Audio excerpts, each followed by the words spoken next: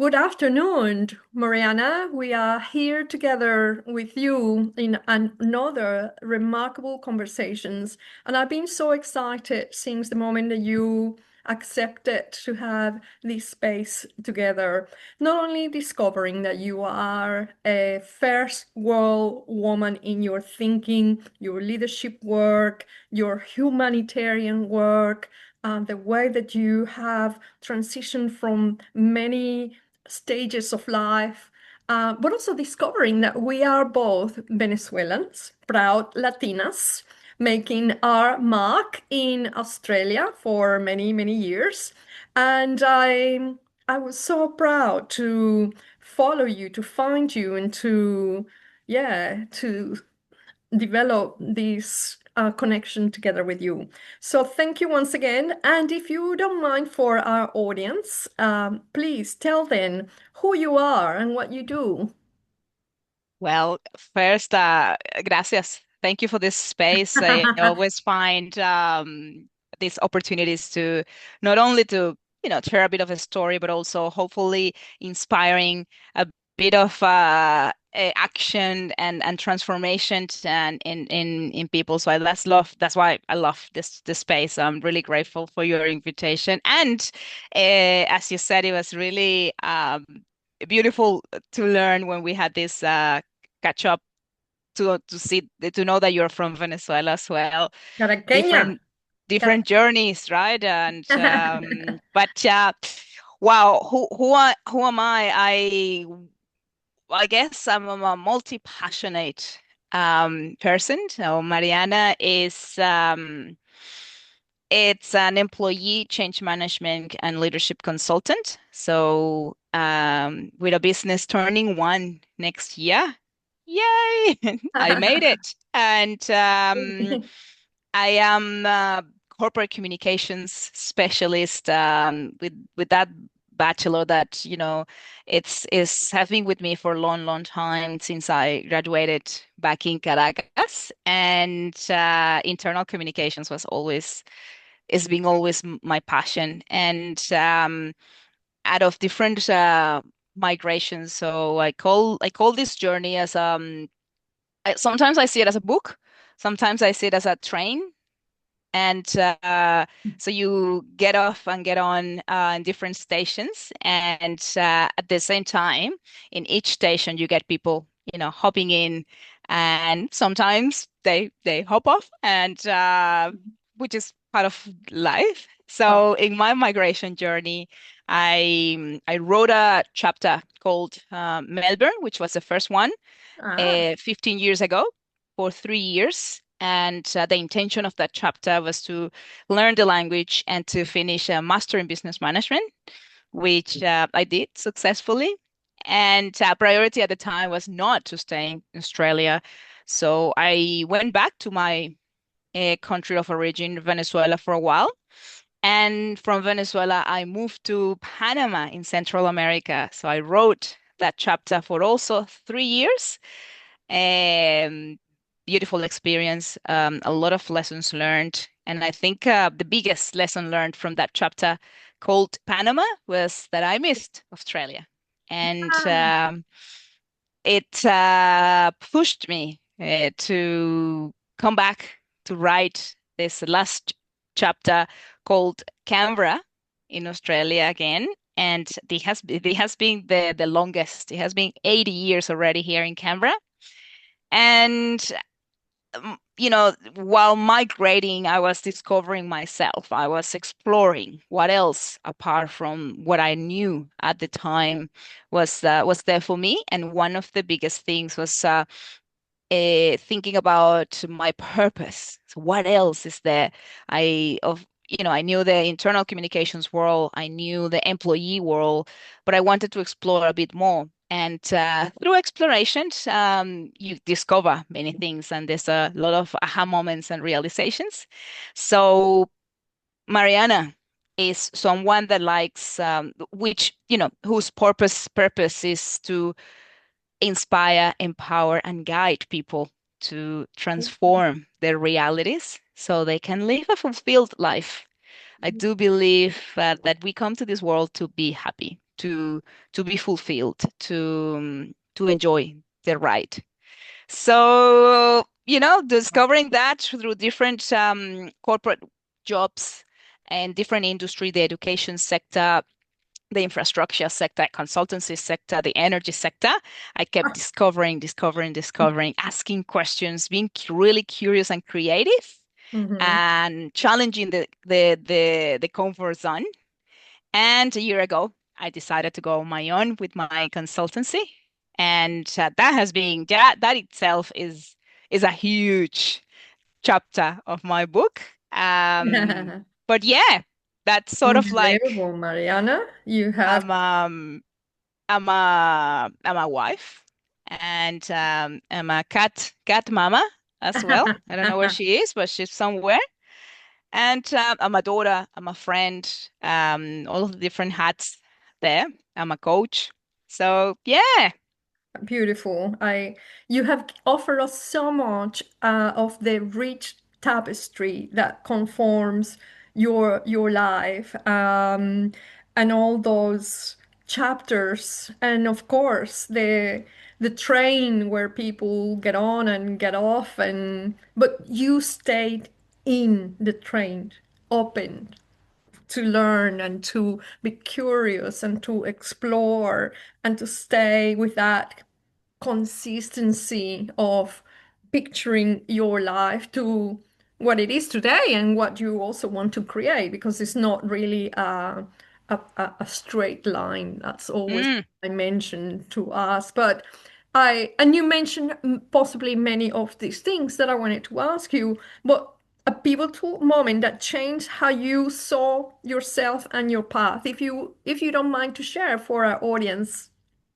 Look, many, but I'll Yeah. say that leaving the comfort zone of home, I call it home two now because Venezuela became home two is Oh, you were um born there. yeah, that's the mother, I guess. And I made a decision to leave Venezuela at the time when I was 27 years old. So I already had a good experience in the corporate world. I already had a postgraduate degree, and I just wanted to explore. I wanted to see what else, apart from learning English, which was a priority at the time. Mm-hmm. It's just to see different things. I always had this curiosity, and it's still the case. I still am really curious about what else, right? And wow, coming to Australia by myself, with little English, that was a pivotal moment in my life. It changed everything. And even though my values are the same, and I did change many things. Mm-hmm. I started seeing everything from the multicultural and Mm-hmm. diversity and inclusive lenses. Mm. And that meant that I needed to challenge my own biases and my assumptions about the world. What were they, And Mariana? What were your oh, assumptions? Please tell us. so many, but But give me one or two. I I think obviously when you have your own perception of things, like, and that comes from traditions, right? And comes from your Absolutely, culture, cultural. right? Yeah. Mm-hmm. Um, the way we see community, for example, right? In Venezuela, and I think that the Latin American way of thinking is community based. Okay. So Ah, we see. for us, My family, for problem's us, your problem, right? it's exactly. And we have this phrase, donde comen dos, comen diez. So when in a Yeah. table that two people eat, 10 can eat, Yes, right? absolutely. So I say that in my book that every child is born with the bread under their arm. totally. And that's pretty much who we are. The problem with that, and that one of the challenges that I put on myself, is compared to Australia, that is more individualistic culture. Yeah. Not right or wrong, it's simply the way it is, and it has a lot of different things that I actually think, wow, that should be the way in my own thinking. One of the challenges is sometimes because we are the community-based think or the community thinking is sometimes I have to put others on top, on top of my own needs. Okay. Mhm. Mhm. And that could be your mom, it could be your dad, your auntie. And Mhm. wow, I understood that you come first, no matter what. I come first because if I'm not okay, if my cup is not full, I cannot serve, which is what is my purpose. My purpose is to serve, through my business, through my friendships, through my, Your as a daughter. connections. But Mhm. if I'm not okay, Mhm. what's the quality of love or attention or generosity that I'm giving? So that was a big eye-opening for me because I would want to do what my parents wanted me to do for a long time, right? My parents, for example, I will say more my mom, not disagree with me coming to Australia. Why? Because it's too far away and baby was leaving home. So when I'm gonna see you again? So she was seeing the whole experience from her eyes, not from my eyes, right? Which is Mhm. completely understandable. However, for a period of time, I felt guilty because of that. Mhm. But then when you understand it's me and my needs and my life, it's when you decide, wow, okay, no, it's good what I'm doing. What I'm doing is good, is right for me, and it's going to be right for her, whether she like it or not in the future. And she's so grateful that I'm here nowadays. But yeah, so those type of behaviors and thinkings and challenging traditions at the same time, Mhm. loving some of the traditions, Mhm. disagreeing with some of them as well. Mhm. So It's yeah, it's a new lens to see that, and I totally, totally can relate to that. And I often refer that in my personal experience as if I was looking through the rear view mirror all the time, looking ahead but reflecting the past. And my life didn't go as I planned it. And so, because I was all the time focusing in the first years through the lens of the past, and the traumas I think that I carried, because there were some family traumas. My mother lost a child when I was 5 and he was 10. And I think that marked me unconsciously quite deeply. So then we hmm go and step up into a new world, into a new life. And those lenses are incredible, the cultural biases hmm can mark us if we're not careful enough, isn't it? And now your yep, work or service, it helps others as well through your experience. That is powerful. hmm hmm Oh, thanks for sharing. I wanted to ask you about the values that have remained steady, and you have touched a little bit of this, but give us the values yep. that stayed steady, and for you as you have evolved in your life and your work, and I'd imagined that spirit of community has evolved. But tell us from your own perspective and Yep. work. Look, I think doing the exercise about the purpose and your values is so important. I don't is a Mm-hmm. the big recommendation and invitation for everyone Mm-hmm. to explore Isn't that what that means powerful? for every, yeah, It is powerful. what's your why in this world. It's not necessarily being an employee or being a father or a mother, or is beyond that. So what is it, right? And how do you live it? So that's sort of your compass, and then your values, or sort of like the the steps, right, to help you walk aligned in life. So, my values, I live my values in everything I do. And when I don't, and when I'm not in consistency with my values, I know.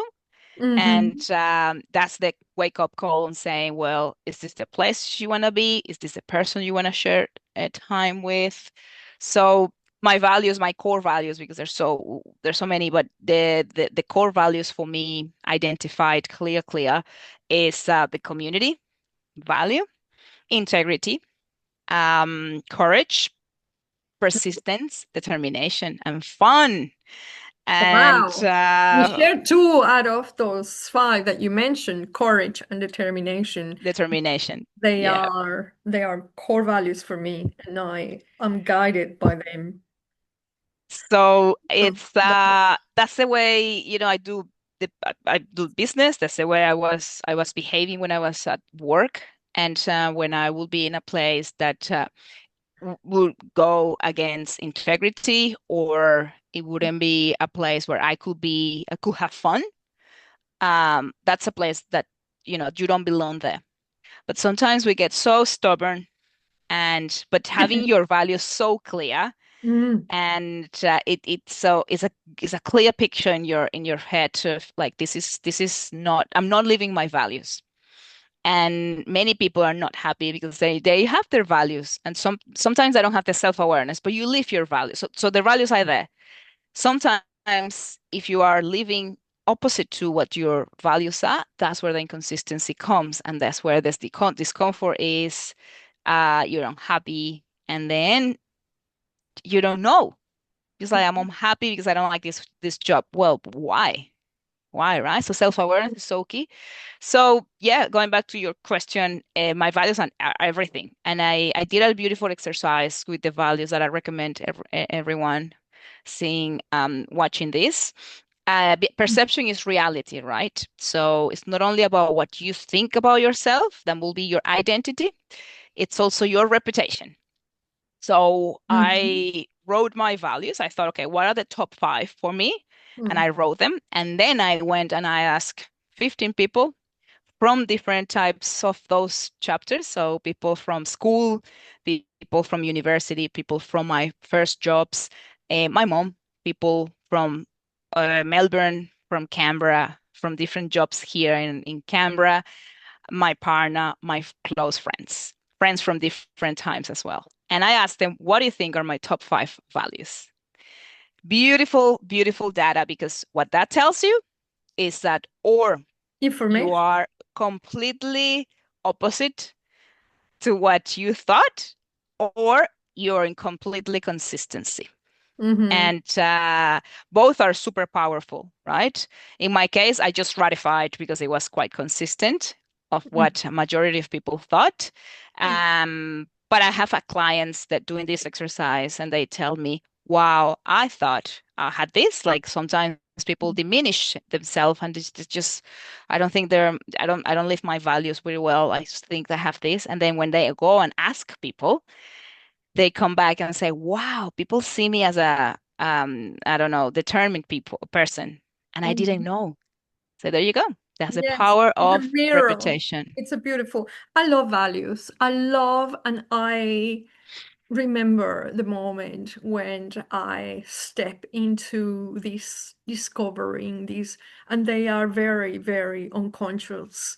And when I understood about value system, so I am fascinated by the journey of helping individuals to choose values and also help them choose, are they core values for you, or are they supermarket shelf values that you grab and dispose, or what? And it's fascinating.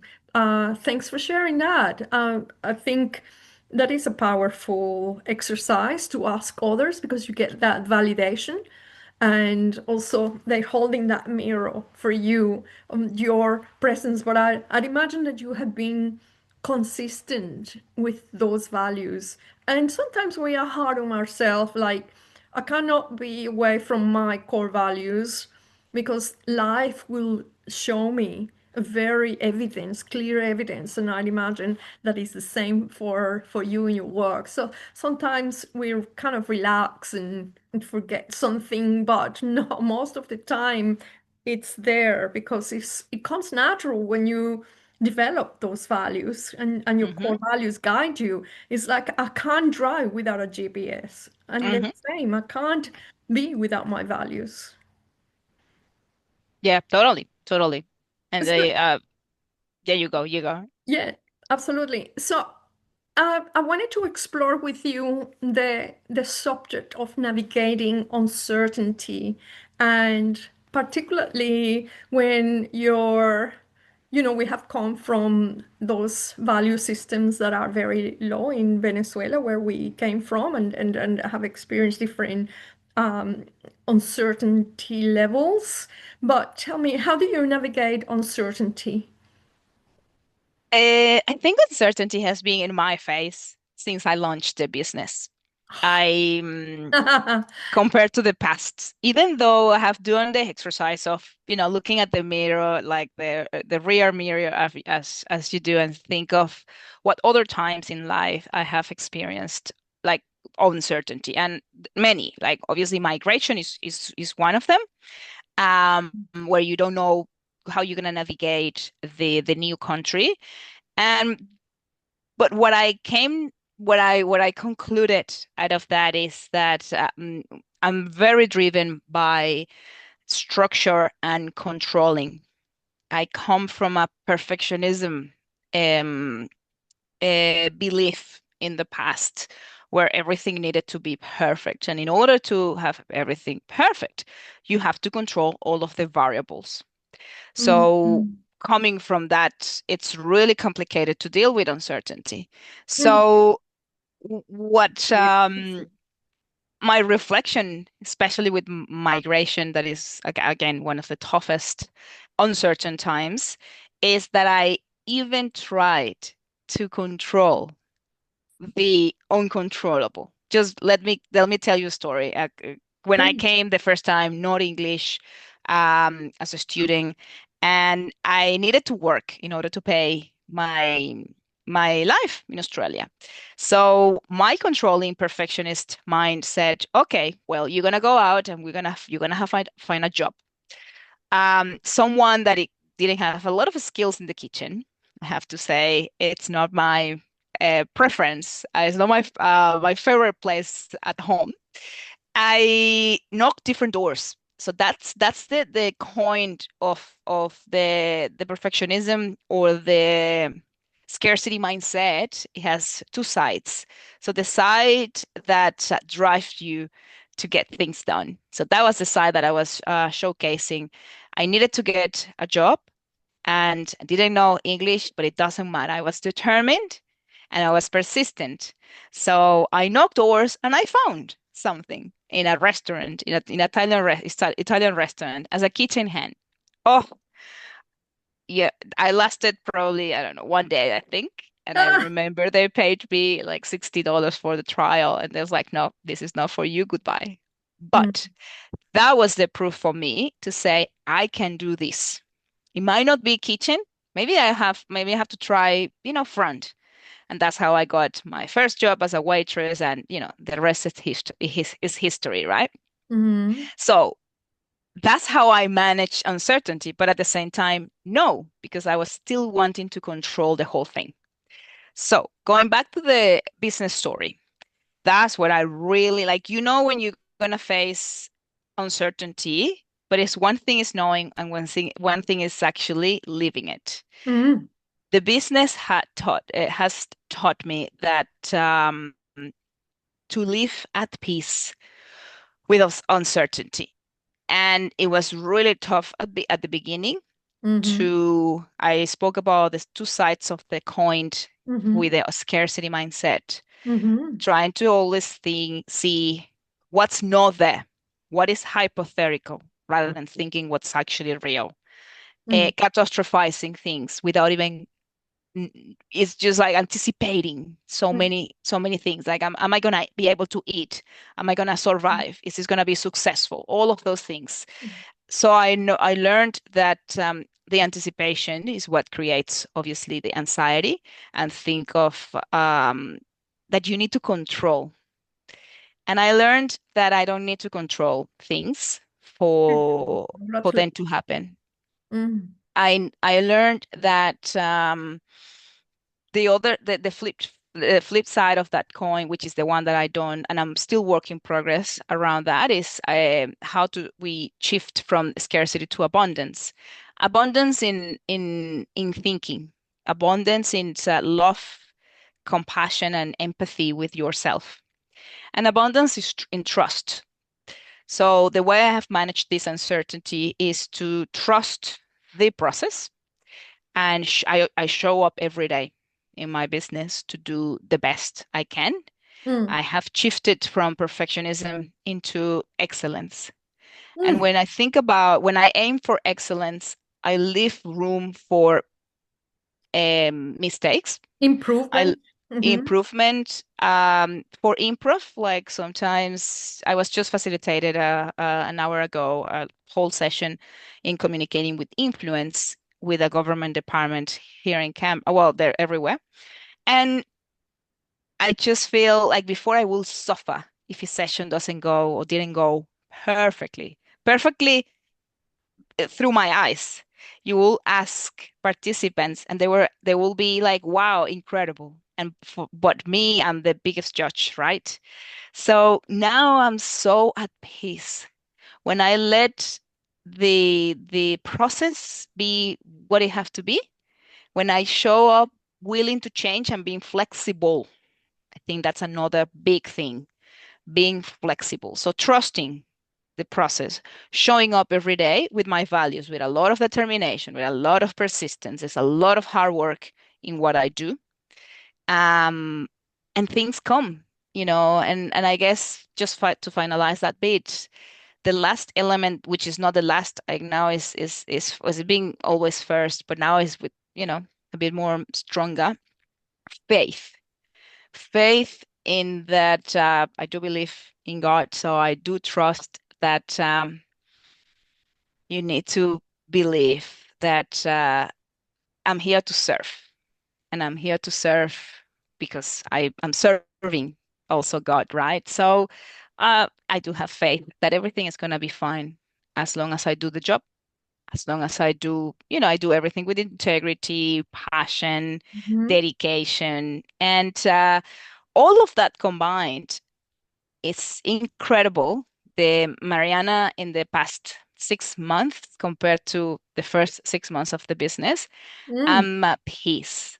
I don't know if I have work next month. I don't know, or maybe I know next month, but I don't know, probably 2 months. But I trust that things are going to get better and that I'm doing the job. So, Thanks for sharing that because I have friends in the United States and they're working in leadership and in sales and communication and in conversations, I think that the sense is that they don't know what the future will hold and where the clients will come. And I think it's about showing up. And it's like that for any business owner. And we have to continuously show up and serve authentically.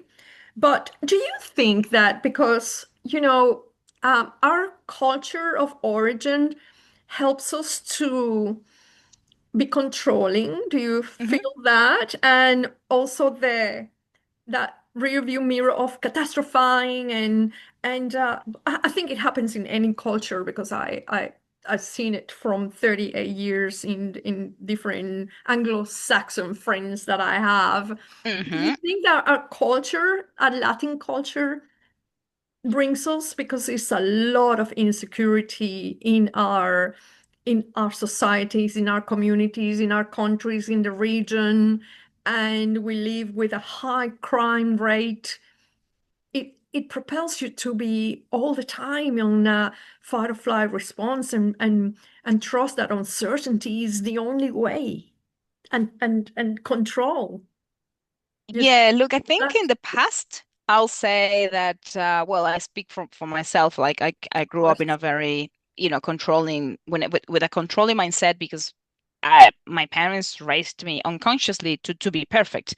It all comes, my sister is Down syndrome and she is older, so I'm the youngest. So intentionally, my parents wanted me to do everything that my sister wouldn't be able to do, right? So Mm-hmm. I think that's where my controlling piece comes. And yeah, I think we are in survival mode in Latin America. It's that's and there's also many beliefs that for example, you have to pursue a career in the university, and if you don't, you're not gonna get a good job. And that was another big change when I came, right, to Australia. But now that I've worked with beautiful humans all the time in the leadership space, in the change management space, and I coach lots of people all the time. The main things that they normally come with, and it's normally Australians, right? So I do a lot of public service coaching, and it's all around confidence. It's all around not being able to speak up. It's all about not being able to manage conflict. Mm-hmm. And it's also catastrophizing everything. Rather than thinking about the present, we all anticipate what's the worst for the future, and we ruminate for what happened in the past. So I think it's a human condition, not a condition, a human Hmm. behavior I see in Trait. Yes, many cultures, and exactly. Yeah, it's it's universal rather than yes, particular yes. specified to a Latin culture, but I'm just asking that because you and I come from, the same, we're born in the same city, and although I've been here since the late 80s, I missed a lot of the things that you actually witness. So it kind of Hmm. it helps us with that uncertainty kind of thing. And I'm very pleased that you touch on limiting beliefs because it is something that I address first in my program, and you will see it from the work that you do with public service employees in camera. It's amazing to understand the root of these limiting beliefs. Yes. Hmm. Tell Hmm. us, another one that you have,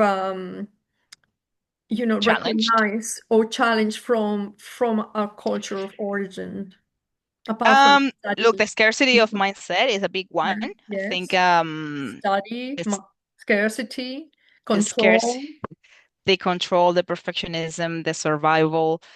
Um, Let me see what else I have. And you don't have to because you don't want to sort of bring them to the surface because you're really displaying that you have overcome any challenges. But it is something that I have clients that said, "Oh, my mom wants me to study a PhD because my brother has one." Mhm. And I have others saying, "Oh, I think I have to have a degree in psychology if I want to change and package my knowledge in terms of what I'm doing in the finance sector to change a career change." And I said, "Well, let's challenge that." So there is a lot of those. Oh, and Um, that's probably one of the biggest ones, to be able to launch my own business, I had to challenge the fact that mhm, stability and financial stability, the relationship we have with money. We don't grow up, and I think this is universal again, but we don't grow up with this education of how to be financially knowledgeable, right? And how to Women, yeah. that's more than how to manage money is your relationship with money. That again, and I guess it goes back to the abundance and the scarcity mindset. Like Mhm. I need to stay on a job that I hate because I'm paying the bills. And that's sort of like the consolation. It's No, so I challenged destroying. that a long time ago when I was in a toxic environment, and I promised myself I have the mantra that if I left my country to live a better quality of life, I have to make sure I do that. So every time I go through something that I think I'm suffering by choice, I say, hey, hey, hey, you came to this country you left your home country to live a better quality of life. Are Mhm. you are you doing that? And that shakes me up. And I'm just like, yeah, no, this is not the place for me, or this is not the person I should be sharing my time with. It's a good reminder. That's beautiful. It brings you back to your values and to your Again, to your purpose, essence. purpose. And every time we say yes to something, we say no to something else. And then I think Hmm. that choices of being around people that don't inspire us and make us feel the best version of ourselves, something that I really have learned to master for a long time now because you learn the hard way sometimes. Hmm. Hmm. I want to ask you, and appreciating your time with us this afternoon, that if a Latina woman is watching this interview, this conversation, not interview, this conversation, Mariana, Hmm. and she is at a crossroad right now and unsure of what's next, what would you want her to know or to hear? I would tell her to embrace that. Um, let's embrace the discomfort. Let's embrace the because we know sometimes people call it the feeling, Gut the calling, feeling. sorry, the gut feeling, or the Mhm. calling, your intuition telling you something. And well, embrace that and start questioning and start uh, being curious, because that's the biggest goal that your mind and is probably, hey, there's something else. What else? Or this is not the place. So what are we gonna do? And embracing discomfort means that fear is going to be there. Say no, please don't. No, no, no, no. Comfort zone is good because the lizard brain wants us to stay in a comfort zone. It is your responsibility to take the leap and say, I'm going to take the risks. I'm going to start finding out. I'm going to start experimenting, discovering, despite the fear, because that's where it is. And that will bring confidence. That will bring growth, learning, and you become a better version of yourself. So go and embrace it. Talk to people. I always recommend people talking to mentors. I I always leave my door open because I really, as I said, I'm here to serve. So if I can inspire someone to Yeah. change something, small intentional actions create lasting impact. One is my own action today, one tomorrow, one tomorrow, one tomorrow, one tomorrow. Wow. Mm. Sometimes people's like, I don't know how I did it.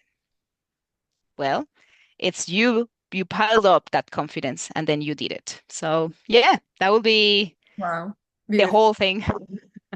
And I agree totally with that because the other side of that portal when you open and you embrace that discomfort and the fear that wants you to stay in the status quo, just as it is. Don't shake it. Don't worry. Stay. Nothing, it's nothing wrong, right? So stay like that. Don't go out of your way. And so, but the other side, you just put it so beautiful as well, is that confidence and is I yeah, I can see it. I can see it when the women that I have worked with, their face lit up and change, and the energy that they find they thought they never had. So it is amazing. I want to thank you so much for sharing the powerful Mariana that you are, your voice, your story, and everything about you, your values, your transitions, your fears and vulnerability with your 1 year old business, and how you are here to serve as a powerful Latina. And I want to thank you so much for, yes, for that space that you have created.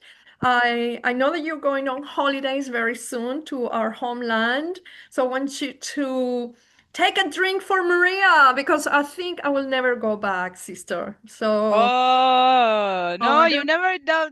Yeah, I like don't, the word never doesn't exist, Maria. You it's have true. to It's put true. it in your bucket list. It's true. It's you never know. You never know. Let life surprise you. I will Unfold, say that. yes, unfold. But yes, I don't have a lot of roots now in Venezuela that will be incredible. You know, we can meet halfway in different parts of the world. My mother's dead, sisters, and I have one sister there, and so you know, it's a bit different for you. You're going to see your mom and dad, your sister, brother, and all these other family and friends. And yeah, I'm Well, but I am also very connected to the roots. I really enjoy going to the yes, country to connect with the country.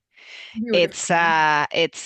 Yeah, that's the moda. And I like going there and I like giving a little bit of who I am and bringing a little bit of the optimism that I think the country needs and the positivism. Mm. So I go there with all of my beautiful energy, hopefully inspiring someone as Yes, yeah. and you will, and I So can't wait to hear on your way back in the next couple of months or so, maybe before the end of the year, we might have another remarkable conversation to explore mhm. your developments with your business, with your unfolding story, and all the rest. So I'm going to stop Thank you. this recording, and I will stay with me.